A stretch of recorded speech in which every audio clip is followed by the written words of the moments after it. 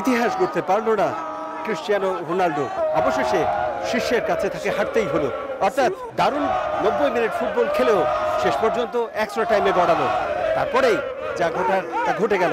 পেনাল্টিতে ফ্রান্সের কাছে হারতে হলো ঐতিহাসিক এবং ফুটবল পরাশক্তির দেশ পর্তুগালকে। তবুও পর্তুগালের যারা ফ্যান রয়েছে তারা খুশি মনে না হলেও অনেক অনেক ভালো ফুটবল খেলেছে পর্তুগাল, সেই আশা নিয়ে বাড়ি ফিরে যাচ্ছে।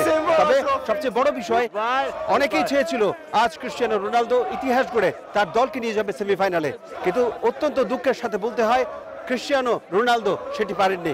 পেরেছে কিলিয়ান এমবাপে, যার ধ্যান জ্ঞান ছিল ছোটবেলা থেকেই ক্রিশ্চিয়ানো রোনালদো। সেই ক্রিশ্চিয়ানো রোনালদোর বিপরীতে দারুণ ফুটবল খেলে কিলিয়ান এমবাপের দল ঠিকই পৌঁছে গেছে সেমিফাইনালে। আজকের দিনে চমৎকার ফুটবল খেলে পর্তুগালের সাথে ফ্রান্স যেভাবে খেলেছে তাতে করে পর্তুগিজ যারা ফ্যান রয়েছে তারা অত্যন্ত দুঃখ প্রকাশ করেছে।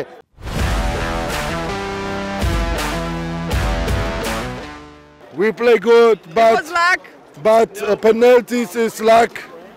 We lose today. Ronaldo is the time for go sleeping. This is so old. This time is over. Other time is now. It's very sad, but this time Ronaldo scored the penalty, but Joao Felix didn't. It is what it is. I was expecting a more challenging day, but France didn't play that well. Portugal couldn't finalize it. We were on top the whole game, but unfortunately, yeah, we lost it via penalties. Yeah. It's really sad because we came here from far away from here and we were supporting Portugal and yeah. But we failed. Sadly, it was bad.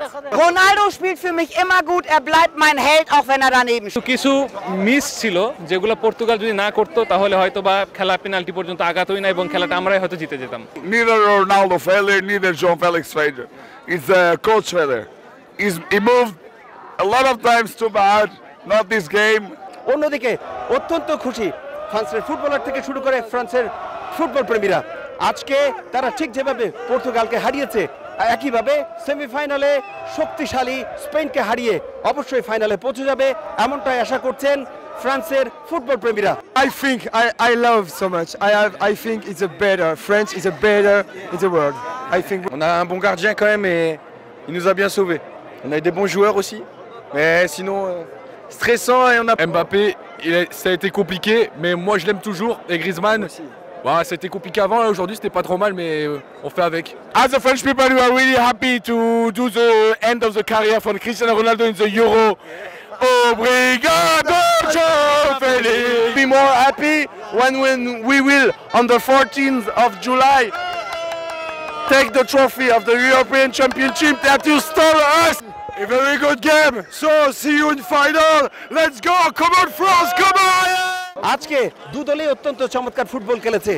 দ্বিতীয় সেমিফাইনালে high voltage ম্যাচে France বনাম পর্তুগালের খেলাটি যারা দেখেছেন তারা নিশ্চয়ই অনুমান করতে পারছেন সেখানে ফ্রান্স না পর্তুগাল কোনো দেশেরই জয় হয়নি, জয় হয়েছে ফুটবলের।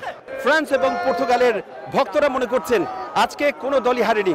আজকে যে দল জিতেছে সেই দল চমৎকার ফুটবল খেলেছে এমনটি মানতেও নারাজ। জমজমাট কিংবা হাড্ডাহাড্ডি লড়াই যাই বলুন না কেন, কোয়ার্টার ফাইনালের আজকের দ্বিতীয় ম্যাচটি ফ্রান্স বনাম পর্তুগালের মধ্যে যে ম্যাচটি আপনারা দেখলেন তাতে করে এটুকু বলতে পারেন যে দেশই হারুক কিংবা জিতুক না কেন জয় হয়েছে ফুটবলেরই। আর সেমিফাইনালে শক্তিশালী দুর্ধর্ষ স্পেনকে হারিয়ে ফ্রান্স পৌঁছে যাবে ফাইনালে এমনটাই আশা ফ্রান্সের ফুটবল প্রেমীদের। হামবুর্গ থেকে বিটু বড়ুয়া, সময় সংবাদ।